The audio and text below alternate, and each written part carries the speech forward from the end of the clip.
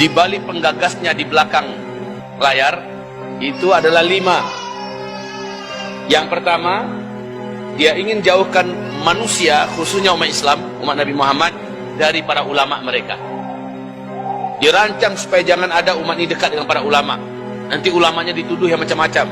Kalau perlu ulamanya divaksin semua agar ulamanya terkena. Lalu ulama akhirnya dirancang supaya cepat tewas dan mati agar umat kehilangan ulamanya. Dan umat juga dibuat takut dengan ulama. Awas, ulama itu kemana-mana berada, dia sudah begitu banyak interaksi dengan manusia, dia itu pembawa virus. Kan begitu jahatnya. Sehingga umat jadi takut mendekat dengan para ulama. Targetnya jelas, agar umat kehilangan pemimpinnya. Pemimpin sejati, apalagi di akhir zaman, adalah ulama. Yang kedua, mereka jauhkan kita daripada masjid. Karena tiang daripada agama ini adalah solat. Dan sumber kekuatan solat itu adalah masjid. Sekarang bukan hanya masjid-masjid seluruh dunia, pusat masjid seluruh dunia yaitu Makkahul Mukarramah, dan mereka sudah menang. Seperti dikatakan oleh guru kita tadi, tertawa terbahak-bahak mereka. Mereka tertawa terbahak-bahak, itu yang mereka inginkan. Ribuan tahun mereka berpikir bagaimana caranya Masjidil Haram itu sepi dan lengang, dan sekarang bisa terwujud. Dan akhirnya masjid-masjid juga di seluruh negeri Muslim dibuat juga jauh daripada umatnya.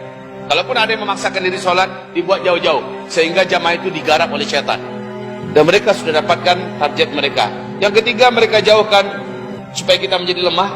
Mereka jauhkan kita dari apa? Dari pendidikan.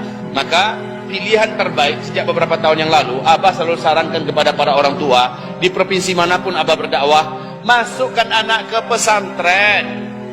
Masukkan anak ke pesantren.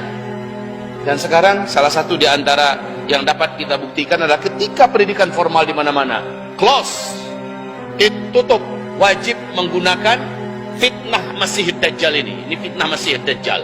Bahkan orang-orang tua yang beriman, inilah hadis Nabi, di akhir zaman tidak satu pun rumah orang beriman dari umatku kecuali akan masuk ke rumah-rumah mereka fitnah Masih Dajjal. Ini dia, fitnah Masih Dajjal. Di dalamnya diselipkan fitnah Dajjal, gambar-gambar yang jahat, acara-acara yang jahat, program-program yang merusak otak, dan di dalamnya ada hipnotis, ada sihir. Semua anak, semua orang tua dipaksa untuk bersama dengan benda ini.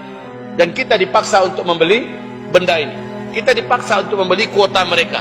Kita dipaksa bersama dengan mereka. Sudahlah radiasinya berbahaya, kita juga dipaksa untuk membersamai mereka. Ini yang disebut dengan mutannah di akhir zaman. Itu yang ketiga, jauhkan mereka dari pendidikan Islam. Alhamdulillah sampai saat ini kita masih mampu eksis. Maka beruntunglah orang tua yang anaknya ada di pesantren. Beruntunglah orang tua yang anaknya masih di pesantren. Ketika sekolah-sekolah lain merata, hampir merata di seluruh Indonesia, bahkan hampir seluruh dunia, tidak bisa menyekolahkan anaknya, dan anak berproses rusak di rumah. Karena mereka, kemarin ini Profesor Dr. Din Samsudin, hafizahullah, beliau mengatakan, bila ini berlangsung agak lama saja, tambahlah 4-5 bulan, 6 bulan lagi, apalagi sampai 1 tahun, kita akan kehilangan satu generasi. Generasi akan kehilangan identitasnya, generasi akan kehilangan elektabilitasnya, generasi akan kehilangan kredibilitasnya, generasi akan kehilangan kualitasnya, generasi akan kehilangan vitalitasnya, dan akan menjadi generasi yang sudah tercekoki oleh hipnotis, sihir, fitnah Masih Dajjal ini. Yang keempat, jauhkan mereka agar mereka lemah dari usaha-usaha mereka. Hampir rata-rata pengusaha-pengusaha di seluruh dunia, jangankan yang muslim, non-muslim saja bertumbangan. Karena memang targetnya Dajjal itu adalah lemahkan mereka seluruh manusia di muka bumi, buat mereka pada fukara agar mereka nanti saling berbunuh-bunuhan. Ya, jauhkan mereka dari usaha-usaha mereka. Maka para petani pun hari ini gara-gara lockdown gagal panen, nggak bisa panen. Gara-gara lockdown peternakan banyak ternaknya mati. Ya, banyak hal yang sangat mengerikan, seperti mana perebutan makanan di muka bumi yang menyebabkan tetangga akan rela membunuh tetangganya hanya demi sepotong roti.